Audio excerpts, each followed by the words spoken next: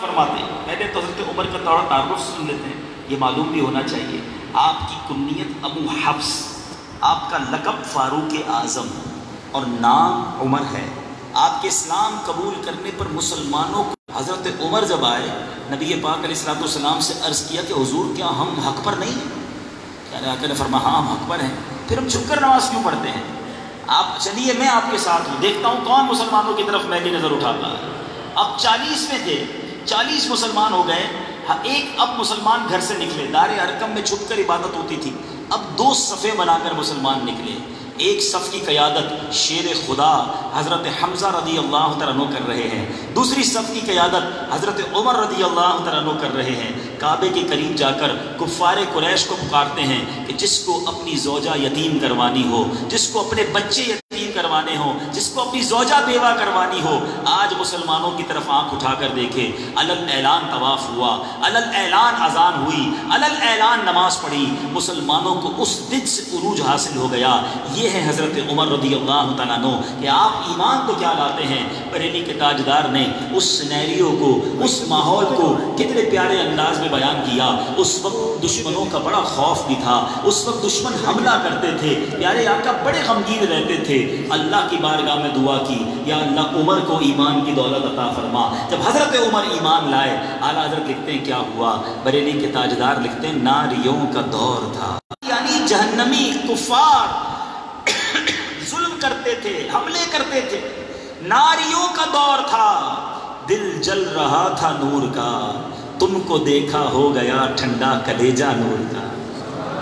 حضرت عمر ایمان لائے، نبی پاک کو بڑی خوشی ہوئی۔ آپ نے تخت خلافت پر رونق افروز ہو کر جانشینی مصطفیٰ کی تمام تر ذمہ داریوں کو بہت اچھے انداز سے انجام دیا۔ آپ کا قلب انوار الہی سے خوب روشن تھا۔ آپ کی جرت و بہادری، عاجزی و سادگی، ہمت و مردانگی، حوصلہ و استقامت، ذہانت و فطانت اور صبر کی مثالیں آج بھی تاریخ کے اوراق میں نقش ہیں۔ آپ پر نماز فجر کے وقت ایک بدبخت نے آپ پر خنجر سے وار کیا، آپ زخموں کی تاب نہ لاتے ہوئے تیسرے دن شرف شہادت سے سرفراز ہوئے۔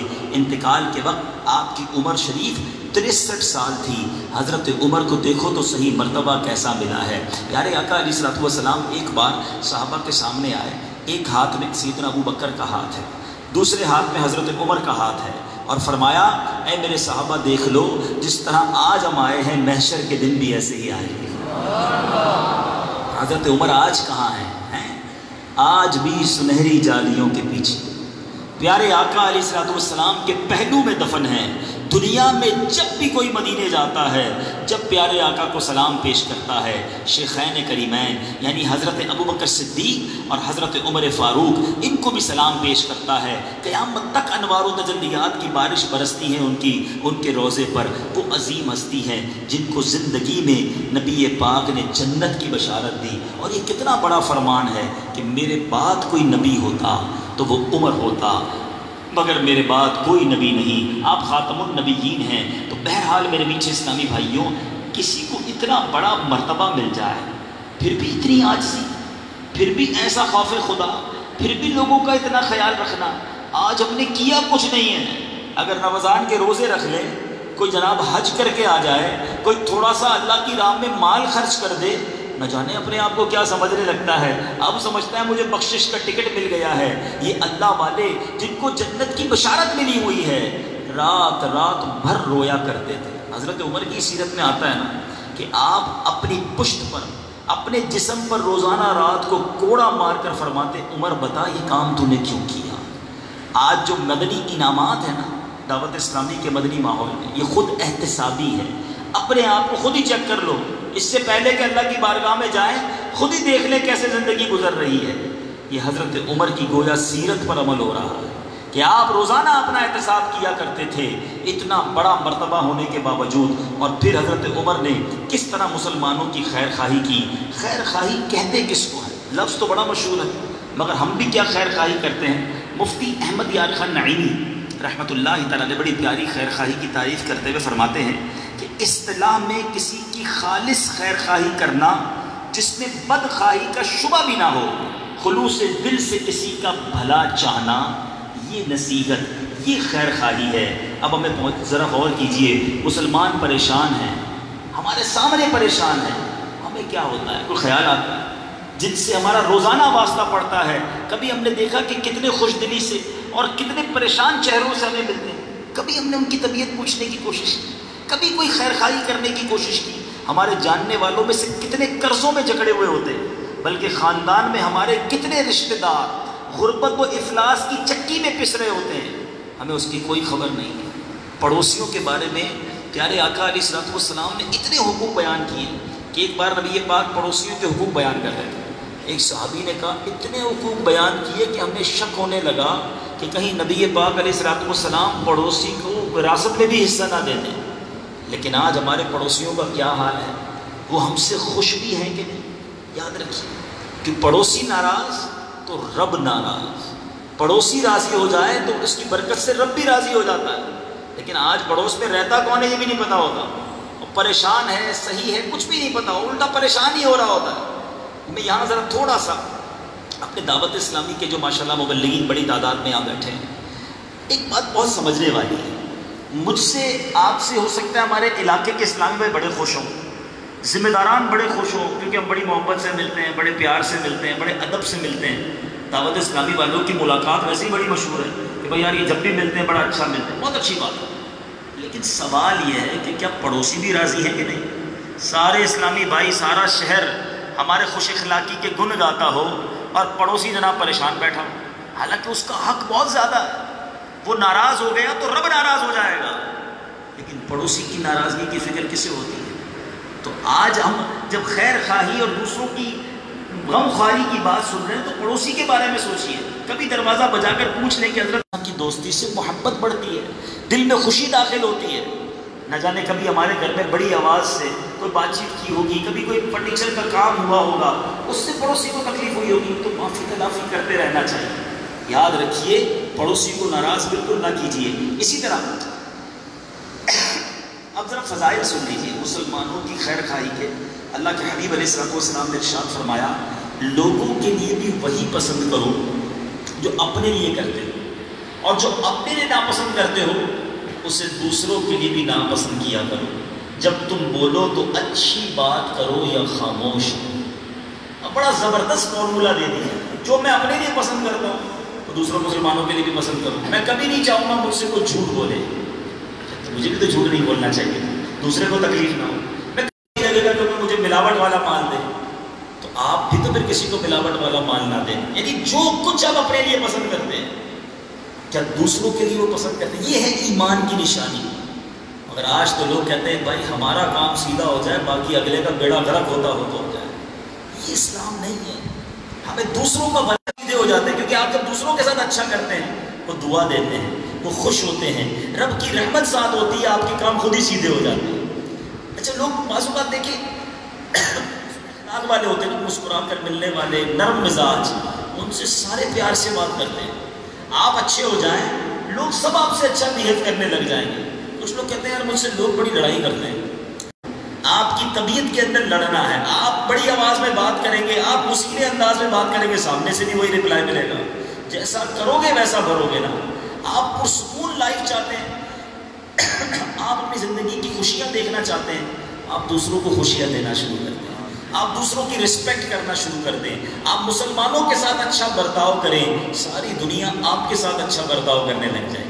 جو عموماً شکایت کی دعوت اسلامی کے مدنی ماحول میں مدنی مشورے کرتے ہیں تو بعض اوقات شکایت آتی ہے کہ علاقے کے اسلام میں مجھ سے سیدھے کو بات ہی نہیں کرتے، میرے کو قریب آتا ہی نہیں ہے، مجھے کوئی ذمہ داری دیتے ہی نہیں ہے۔ تو برا اس کی جو شکایت ہے نا، اس کے اندر اپنی شکایت وہ کر رہے ہوتے ہیں کہ سب سے لوگ نرمی سے بات کرتے ہیں، آپ سے کیوں نہیں کرتے؟ سب کو ذمہ داریاں ملتی ہیں، آپ کو کیوں نہیں ملتی ہیں؟ سب آگے بڑھ گئے، میں پیچھے رہ گیا، اس میں کوئی نہ کوئی اپنی خامی بھی تو دیکھو نا۔ جب آپ اچھے ہو جائیں گے سب کا بھلا، سب کی خیر، سب کے بھلے میں اپنی خیر، آپ دوسروں کا بھلا چاہنے والے بن جائیں، اللہ آپ کے کام سیدھے کر دے گا، آپ کے کام اچھے ہونا شروع ہو جائیں گے۔ ایک اور حدیث پاک سنیے، نبی پاک علیہ السلام فرماتے ہیں مومن اس وقت تک اپنے دین میں رہتا ہے جب تک اپنے مسلمان بھائی کی خیر خواہی چاہتا ہے، اور جب اس کی خیر خواہی سے الگ ہو جاتا ہے تو اس سے توفیق کی نعمت چھین لی جاتی ہے۔ یعنی آپ خیر خواہی کرتے رہیں، دین کی پختگی حاصل ہوگی۔ اے میرے میٹھے اسلامی بھائیوں، آج ہم نے ایک نیت کر کے جانا ہے، انشاءاللہ میں مسلمانوں کی خیر خواہی کی کوشش کروں گا۔ اچھا، اب شاید بہت سب کو سمجھ رہا ہے کہ خیر خواہی کس طریقے سے ہو سکتی ہے۔ اب سنتے جائیے اور ایمان تازہ کرتے جائیے۔ مفتی احمد یار خان نعیمی لکھتے ہیں کہ اللہ کے لیے نصیحت یہ ہے کہ اللہ پاک کی ذات و صفات کے متعلق خالص اسلامی عقیدہ رکھنا، خلوص دل سے اس کی عبادت کرنا، اس کے محبوبوں سے محبت اور دشمنوں سے عداوت کرنا، اور اسی طرح اب لوگوں کے ساتھ خیر خواہی کیا ہے کہ بقدر طاقت ان کی خدمت کرنا، ان سے دینی اور دنیاوی مصیبتیں دور کرنا، ان سے محبت کرنا، ان میں علم دین پھیلانا، نیک اعمال کی رغبت دینا، کسی کو گناہ سے بچانا بھی اس کی خیر خواہی ہے، کسی کو نیکی بتانا بھی اس کی خیر خواہی ہے، علم دین سکھانا بھی خیر خواہی ہے۔ حضرت عمر نے ایک شرابی کو خط لکھا، اے دعوت اسلامی والوں، جو نیکی کی دعوت دیتے ہو تمہیں مبارک ہو، جو لوگوں کو گناہوں سے بچانے کی کوشش کرتے ہو تمہیں مبارک ہو، اللہ سلامت رکھے امیر اہل سنت کو۔ کتنا پیارا مدنی مقصد عطا فرمایا۔ ہمارا مدنی مقصد کیا ہے؟ مجھے اپنی اور ساری دنیا کے لوگوں کی اصلاح کی کوشش کرنی ہے انشاءاللہ عز و جل۔ اب دیکھیے حضرت امیر المومنین فاروق اعظم رضی اللہ عنہ نے دوسروں کی اصلاح کا کیا شاندار انداز اپنایا۔ ایک مرتبہ ملک شام میں شخص بڑا بہادر تھا، آپ نے کہا بڑے دن ہو گئے بندہ نظر نہیں آ رہا، کدھر؟ کسی نے کہا کہ حضور وہ شخص شراب کا عادی ہو گیا۔ اچھا، مجھے اور آپ کو کوئی کسی کے بارے میں کہنا یار وہ نشے میں پڑ گیا ہے یا وہ برے کاموں میں پڑ گیا، آپ کہتے چلو چھوڑو اس کو، ہم چھوڑ دیتے ہیں۔ نہیں، وہ ہمارا مسلمان بھائی ہے، ہمیں اس پر کوشش کرنی ہے۔ حضرت عمر رضی اللہ تعالیٰ نے اپنے قیمتی وقت میں سے وقت نکالے، وہ شخص جو شراب کے نشے میں پڑ گیا تھا اس کو خط لکھ دے۔ اب وہ خط سنیے کیسا تھا۔ حضرت عمر نے لکھا، عمر بن خطاب کی طرف سے فلاں کے نام، تم پر سلامتی نازل ہو، میں تمہارے متعلق اللہ پاک کا شکر گزار ہوں جس کے سوا کوئی معبود نہیں، جو گناہوں کو بخشنے والا، توبہ قبول کرنے والا، سخت سزا دینے والا، بڑے انعام والا ہے، اس کے سوا کوئی معبود نہیں، اس کی طرف لوٹ کر جانا ہے۔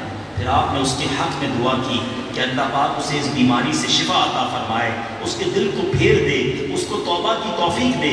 جب قاصد یہ لیٹر لے کر، یہ مکتوب لے کر اس کے پاس پہنچا، اس شخص نے وہ مکتوب پڑھا، اس کی کیفیت تبدیل ہو گئی۔ وہ کہنے لگا میرا رب گناہوں کو بخشنے والا ہے، یقیناً اللہ پاک نے میری مغفرت کا مجھ سے وعدہ فرما لیا ہے، وہی توبہ قبول کرنے والا ہے، اس کی پکڑ بڑی سخت ہے، اللہ پاک نے مجھے اپنے عذاب سے ڈرایا ہے، وہ بڑے انعام والا ہے اور اس کا انعام خیر کثیر ہے۔ بار بار کہنے لگا، زاروں کے تار رونے لگا اور سچی پکی توبہ کر دی، شراب کو بالکل ترک کر دیا۔ حضرت عمر کو جب خبر پہنچتی ہے، آپ نے فرمایا تم لوگ بھی اس طرح کیا کرو، جب تم دیکھو کہ تمہارا کوئی بھائی پھسل گیا ہے اسے سیدھے راستے پر لانے کی کوشش کرو، اس کی طرف خصوصی توجہ کرو، اس کے لیے دعا کرو، اللہ پاک اسے توبہ کی توفیق عطا فرمائے، اس کے خلاف شیطان کی مددگار نہ بنا کرو۔ ہم اس کو چھوڑ کر بعض اوقات لان تان کر کے اپنے آپ سے دور کر کے وہ شیطان کے حوالے کر دیتے ہیں۔ اب ذرا مدنی مقصد دوبارہ دہرائیے، ہمارا مدنی مقصد کیا ہے؟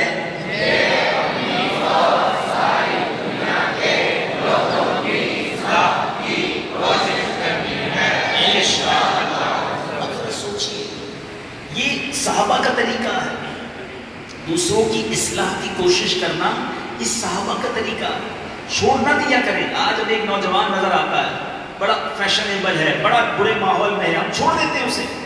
میں یہاں جتنے اسلامی بھائی بیٹھے ہیں ان سے کہتا ہوں اپنے بارے میں سوچیں، اس مدنی ماحول میں آنے سے پہلے ہم کیا تھے؟ ہم میں سے کئی وہ ہوں گے جن کے چہرے پر داڑھی نہیں ہوگی، ہم میں سے کئی وہ ہوں گے جو نماز نہیں پڑھتے تھے، ہم میں سے کئی وہ ہوں گے جو بری عادتوں میں مبتلا تھے۔ کیسے آئے اس مدنی ماحول میں؟ آج کیسے؟ اب ہفتہ وار اجتماع میں بیٹھے ہیں یہاں مسجد کے اندر، کسی ایک نے محبت سے بلایا ہوگا نا، کسی ایک نے مجھے اور آپ کو محبت سے نیکی کی دعوت دی ہوگی۔ اللہ اس اسلامی بھائی کا بھلا کرے جو ہمیں اس مدنی ماحول میں لے کر آئے۔ لیکن آج اگر ہمیں بھی وہ چھوڑ دیتا، ہم پتہ نہیں کہاں ہوتے۔ تو ہمیں کسی کو نہیں چھوڑنا چاہیے۔ ہمارے استاد صاحب ایک بڑی پیاری بات کہا کرتے تھے، فرماتے تھے ہمیں نہیں پتا کہ آج جو طالب علم ہے ہو سکتا ہے وہ کل کا مفتی اعظم ہو، تو ہر طالب علم پر توجہ دینی چاہیے۔ بالکل اسی طرح میں ہر مسلمان پر، بلکہ ہمارا پیغام تو ہمیں غیر مسلموں تک بھی پہنچانا ہے، لیکن کم از کم جو مسلمان برائیوں کی طرف چلے گئے، جو نوجوان گناہوں کی طرف چلے جاتے ہیں، ہمیں انہیں چھوڑنا نہیں چاہیے۔ ہمت رکھیں، نیکی کی دعوت دیتے رہیں، کیا معلوم اس کا دل پھر جائے۔ یاد رکھیے کوئی ایک بھی ہدایت پا جائے گا تو وہ اور اس کی آنے والی نسلیں عبادت کرتی رہیں گی، آپ کو ثواب ملتا رہے گا۔ امیر اہل سنت کا آپ کو واقعہ سناتا ہوں، کیسے نرم دل، کیسے شفیق، کیسے مہربان، ساری دنیا میں ایسی دعوت اسلامی نہیں پہنچ گئی۔ امیر اہل سنت نے کس پیار اور محبت کے ساتھ اس پیغام کو آگے بڑھایا۔ ایک بار امیر اہل سنت خود فرماتے ہیں، گلزار حبیب میں کراچی میں اجتماع ہوتا تھا، آپ فرماتے ہیں میں اجتماع کے لیے جا رہا تھا تو ایک راستے میں سنیما آتا تھا، سنیما کے باہر کچھ نوجوان تھے، ینگسٹرز تھے، ماڈرن فلم کی ٹکٹ لینے آئے تھے۔ امیر اہل سنت کو جب دیکھا تو کہا مولانا صاحب آپ بھی آئیے فلم دیکھ لیجیے۔ اب امیر اہل سنت کو نوجوان، بڑی پرانی بات ہے، بدتمیزی گویا کی مذاق اڑایا۔ اب ایک طریقہ تو یہ تھا کہ اس کو برا بھلا کہا جاتا اور اس سے منہ پھیر کر چلے جاتے۔ امیر اہل سنت نے کیا کیا، آپ آگے بڑھے اور آپ نے ان کو سلام کیا، السلام علیکم ورحمۃ اللہ وبرکاتہ۔ بیٹا میں فلم تو نہیں دیکھتا، البتہ میں مسجد میں جا رہا ہوں جہاں دعوت اسلامی کا ہر جمعرات کو اجتماع ہوتا ہے، آپ بھی آیا کریں۔ امیر اہل سنت کہہ کر چلے گئے۔ آپ نے خود یہ واقعہ سنا ہے امیر اہل سنت نے، آپ فرماتے میں تو چلا گیا اجتماع میں، کچھ عرصے کے بعد اجتماع کے بعد ایک شخص لائن میں لگ کر مجھ سے ملنے آیا، سر پر امامہ تھا، چہرے پہ داڑھی تھی۔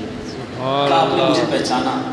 آپ مجھے نہیں پہچانے ہوں گے، میں وہی نوجوان ہوں جو سنیما کے باہر کھڑا تھا، آپ سے میں نے کہا تھا مولانا صاحب فلم آ کر دیکھیں، آپ غصے نہ ہوئے، آپ آگے بڑھے، پیار سے ملے اور مجھے کہا کہ مجھے اجتماع میں جانا ہے، میں وہاں جا رہا ہوں، آپ بھی آئیے۔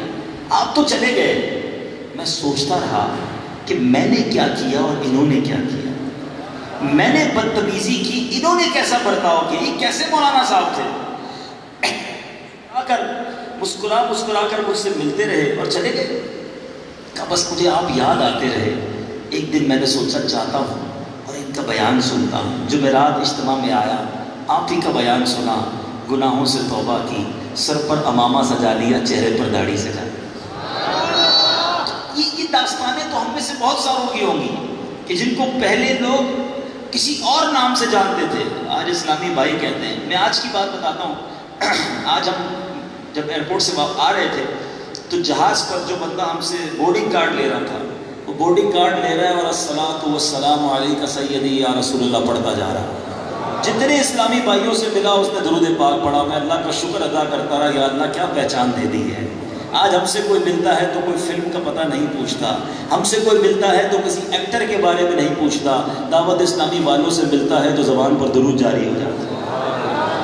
اب جتنا اللہ کا شکر ادا کرے وہ کم ہے۔ لیکن ابھی ہم نے ایک حدیث آپ کو سنائی تھی نا، مومن وہ ہے کہ جو اپنے لیے پسند کرے وہ دوسروں کے لیے پسند کرے۔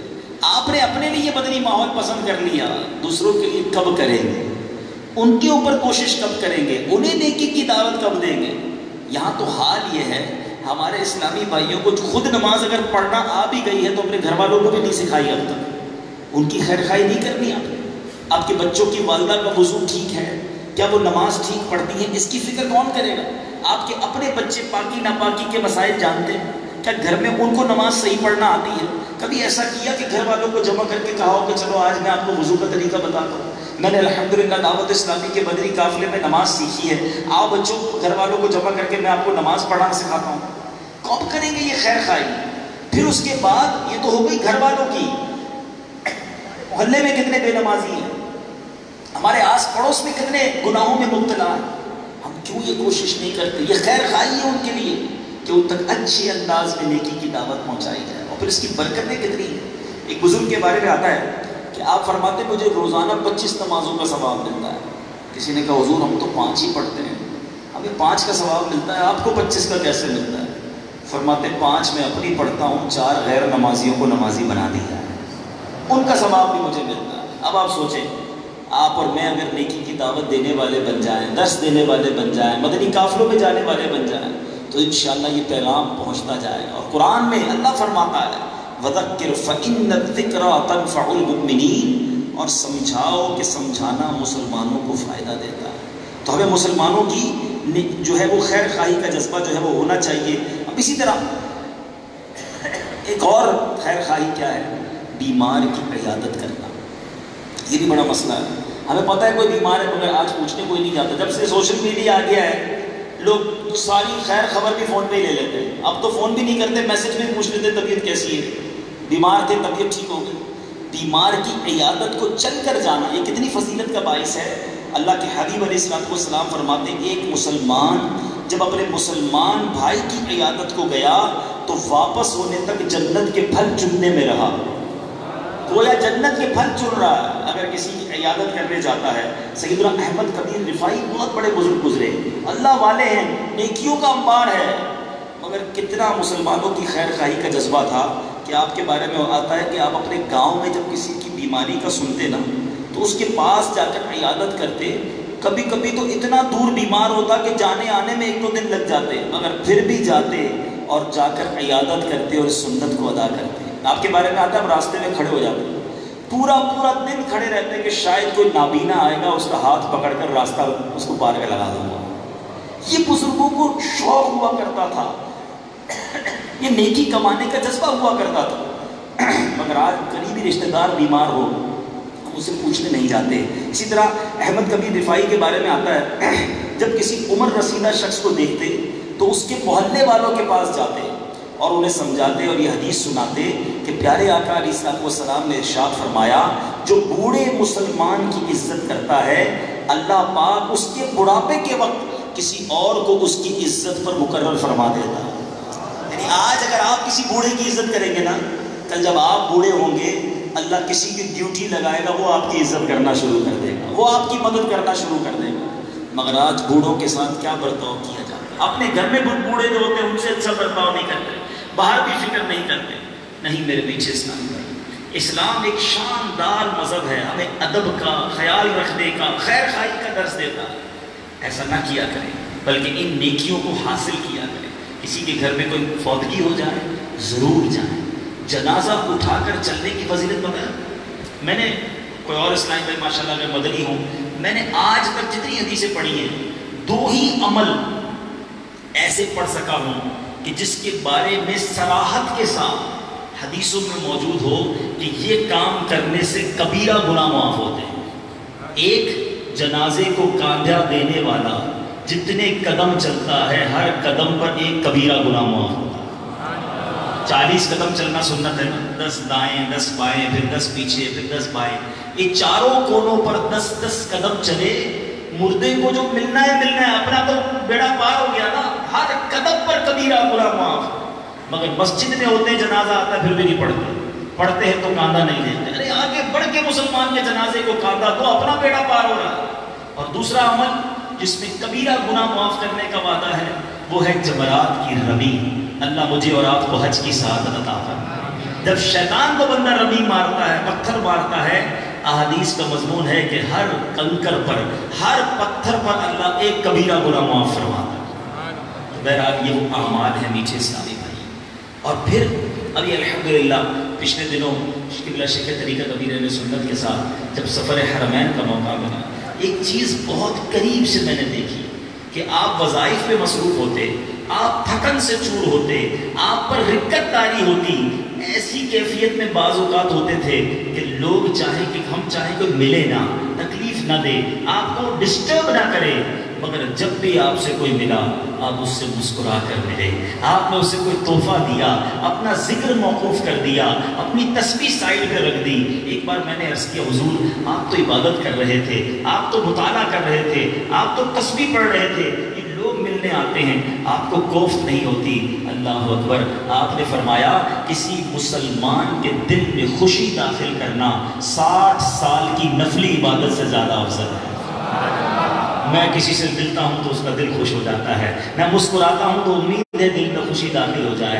کمال کی ہستی ہیں، لوگوں کی خیر خواہی کا جذبہ آپ کے اندر کوٹ کوٹ کر بھرا ہے۔ اے کاش میں اور آپ بھی ایسے بن جائیں، جب موقع ملے نا کہ میرا یہ عمل کرنا اس کے دل میں خوشی داخل کر دے گا، میرا مسکرانا اس کا دل خوش کر دے گا، میرا اس کے گھر چل کر جانا اس کا دل خوش کر دے گا، بیمار کی عیادت کروں گا اس کا دل خوش ہو جائے گا، کوئی جناب روڈ پار کرنا چاہتا ہے ہاتھ پکڑ کر سڑک کراس کروا دوں گا اس کا دل خوش ہو جائے گا، کبھی پڑوسی کے گھر پر کچھ کھانا بھجوا دوں گا، کوئی اپنے گھر سے فروٹ بھجوا دوں گا اس کا دل خوش ہو جائے گا۔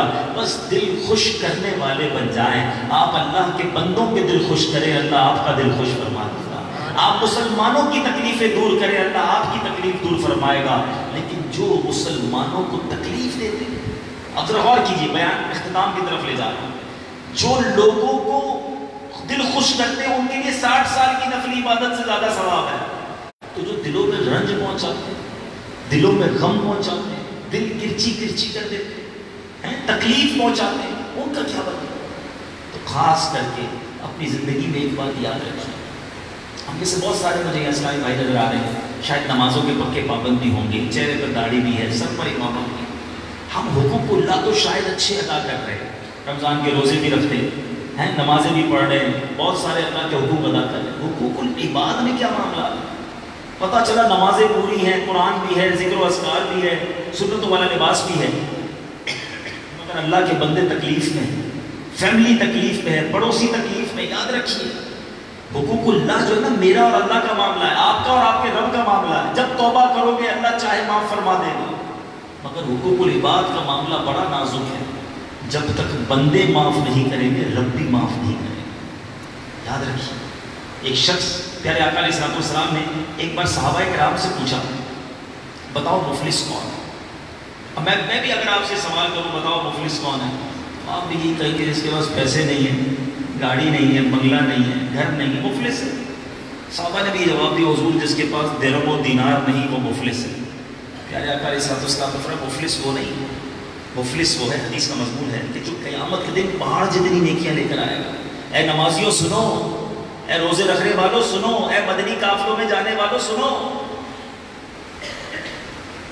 آقا فرماتے پہاڑ جتنی نیکیاں لے کر آئے گا، نماز روزے حج بہت ساری نیکیاں ہوں گی، مگر اس حال میں آئے گا کہ کسی کا دل دکھایا ہوگا، اس حال میں آئے گا کسی کو گالی دی ہوگی، کسی پر ظلم کیا ہوگا، کسی کا مال دبایا ہوگا، اور یہ لوگ اللہ کی بارگاہ میں کھڑے ہو جائیں گے کہیں گے یا اللہ اس نے ہمارا دل دکھایا، میرا مال دبایا، مجھے گالی دی، میری غیبت کی۔ اب اس بندے کی جو نیکیاں پہاڑ جتنی ہوں گی نا وہ ان لوگوں میں بانٹ دی جائیں گی، وہ آتے جائیں گے اپنا حق لے کر جائیں گے۔ فرمایا پھر اس کی ساری نیکیاں ختم ہو جائیں گی، بندے ختم نہیں ہوں گے۔ روز ہی ستاتا تھا نا، چلتے پھرتے اٹھتے بیٹھتے لوگوں کو برا بھلا کہتا تھا، آج کرتے لوگ اس طرح، اتنے حقدار آ گئے کہ نیکیاں ساری ختم۔ اب فرمایا میرے آقا علیہ السلام نے اب ان لوگوں کے گناہ اس کے سر ڈالے جائیں گے اور پھر اسے جہنم میں جانے کا حکم دیا جائے گا۔ مفلس وہ ہے، نیکیاں ہوں گی مگر حقوق العباد تلف کیے ہو۔ اے میرے میٹھے اسلامی بھائیوں نرم ہو جائیے، نہ ستائیے کسی کو، نہ دیجیے کسی کو تکلیف۔ سب سے پہلا حق والدین، پھر گھر والوں کا، اس کے بعد کے پیکر بن گئے، اللہ نے چاہا انشاءاللہ جنت ہمارا ٹھکانہ ہو۔ صرف عبادت کام نہیں آتی۔ ایک بار نبی پاک علیہ السلام کی بارگاہ میں کسی شخص نے کہا حضور ایک عورت ہے خوب صدقہ کرتی ہے، روزے رکھتی ہے، نوافل پڑھتی ہے، مگر اس کے پڑوسی اس سے ناراض ہیں۔ اللہ کے حبیب نے فرمایا وہ جہنم میں ہے۔ تو حضور ایک اور عورت ہے اتنا زیادہ صدقہ نہیں کرتی، زیادہ نفلی روزے بھی نہیں رکھتی، مگر اس کے پڑوسی اس سے خوش ہیں۔ آقا علیہ السلام نے فرمایا وہ جنتی ہے۔ تو حقوق العباد کا بڑا معاملہ ہے، اس کا خیال رکھیں۔ اللہ تعالیٰ مجھے اور آپ کو عمل کرنے کی توفیق عطا فرمائے، اور یہی دعوت اسلامی کا مدنی ماحول ہے جو ہمیں سرکار علیہ السلام کی امت کے ساتھ خیر خواہی کا درس دیتا ہے۔ اس مدنی ماحول سے وابستہ رہیے، اجتماعات میں آتے رہیے، مدنی قافلوں میں سفر کیجیے، تو انشاءاللہ پریکٹیکلی نرمی کرنے کی جو ہے وہ عادت بن جائے گی۔ مدنی قافلہ بیسٹ پریکٹیکل ہے۔ اگر کوئی چاہتا نا میرے اندر سے غصہ ختم ہو جائے، میں بھی نرم ہو جاؤں، میں خیر خواہ کرنے والا بن جاؤں، میں دوسروں کی مدد کرنے والا بن جاؤں، تو اس کی پریکٹکس جو ہے وہ آپ کو مدنی قافلے میں ملے۔ سبحان اللہ، محرم الحرام کا مہینہ آنے والا ہے، کربلا والوں کی یاد تازہ کرنے کے لیے نیت کریں کہ انشاءاللہ محرم کے مہینے میں ہم سب مدنی قافلے میں سفر کریں گے۔ اللہ تعالی ہم سب کو عمل کرنے کی توفیق عطا فرمائے۔ اب آئیے جو ہر جمعرات کو ہم کچھ درود پاک اور دعائیں پڑھتے ہیں، انشاءاللہ وہ انشاءاللہ دعا کریں۔ چلو دعا کریں گے انشاءاللہ۔ تو اب انشاءاللہ جو درود پاک پڑھائے جاتے ہیں اور کچھ دعائیں پڑھائی جاتی ہیں، آئیے مل کر پڑھ لیتے ہیں۔ بزرگوں نے فرمایا کہ جو شخص ہر شب جمعہ اور جمعرات کی درمیانی رات اس درود شریف کو پابندی سے کم از کم 1 مرتبہ پڑھے گا، موت کے وقت سرکار مدینہ صلی اللہ تعالیٰ علیہ وسلم کی زیارت کرے گا، اور قبر میں داخل ہوتے وقت بھی یہاں تک کہ وہ دیکھے گا کہ سرکار مدینہ صلی اللہ تعالیٰ علیہ وسلم اسے قبر میں اپنے رحمت بھرے ہاتھوں سے اتار رہے ہیں۔ آپ بھی پڑھ لیجئے، اللہم صلی وسلم وبارک علی سیدنا محمد النبی الامی الحبیب العالی القدر العظیم الجاہ وعلی آلہ وصحبہ وسلم۔ حضرت سیدنا انس رضی اللہ تعالی عنہ سے روایت ہے کہ تاجدار مدینہ صلی اللہ تعالی علیہ وسلم نے فرمایا، جو شخص یہ درود پاک پڑھے اگر کھڑا تھا تو بیٹھنے سے پہلے اور بیٹھا تھا تو کھڑے ہونے سے پہلے اس کے گناہ معاف کر دیے جائیں گے۔ آپ بھی پڑھ لیجئے، اللہم صلی علی سیدنا و مولانا محمد وعلی آلہ وسلم۔ جو یہ درود پاک پڑھتا ہے اس پر رحمت کے 70 دروازے کھول دیے جاتے ہیں۔ آپ بھی پڑھ لیجئے، صلی اللہ علی محمد۔ حضرت احمد ساوی رحمۃ اللہ تعالیٰ علیہ بعض بزرگوں سے نقل کرتے ہیں، اس درود شریف کو ایک بار پڑھنے سے 6 لاکھ درود شریف پڑھنے کا ثواب حاصل ہوتا ہے۔ آپ بھی پڑھ لیں، اللہم صلی علی سیدنا محمد عدد ما فی علم اللہ صلاة دائمة بدوام ملک اللہ۔ ایک دن ایک شخص آیا تو نبی پاک علیہ السلام نے اسے اپنے اور صدیق اکبر رضی اللہ تعالی عنہ کے درمیان بٹھا لیا۔ صحابہ کرام کو اس سے بڑا تعجب ہوا کہ یہ کون سی مرتبہ؟ پیارے آقا علیہ السلام نے فرمایا، یہ جب مجھ پر درود پڑھتا ہے تو یوں پڑھتا ہے۔ آپ بھی پڑھ لیں، اللہم صلی علی محمد کما تحب وترضى لہ۔ شافع امم صلی اللہ تعالیٰ علیہ وسلم کا فرمان معظم ہے، جو شخص یوں درود پاک پڑھے تو اس کے لیے میری شفاعت واجب ہو جاتی ہے۔ آپ بھی پڑھ لیں، اللہم صلی علی محمد وانزلہ المقعد المقرب عندک یوم القیامہ۔ حضرت سیدنا ابن عباس رضی اللہ تعالیٰ عنہ سے روایت ہے، سرکار مدینہ صلی اللہ تعالیٰ علیہ وسلم نے فرمایا، اس کو پڑھنے والے کے لیے 70 فرشتے 1000 دن تک نیکیاں لکھتے ہیں۔ آپ بھی پڑھ لیں، جزا اللہ عنا محمدا ما ہوا اہلہ۔ فرمان مصطفیٰ صلی اللہ تعالیٰ علیہ وسلم، جس نے اس دعا کو 3 مرتبہ پڑھا تو گویا اس نے شب قدر حاصل کر لی۔ آپ بھی پڑھ لیجئے، لا الہ الا اللہ الحلیم الکریم سبحان اللہ رب السماوات السبع ورب العرش العظیم، لا الہ الا اللہ الحلیم الکریم سبحان اللہ رب السماوات السبع ورب العرش العظیم، لا الہ الا اللہ الحلیم الکریم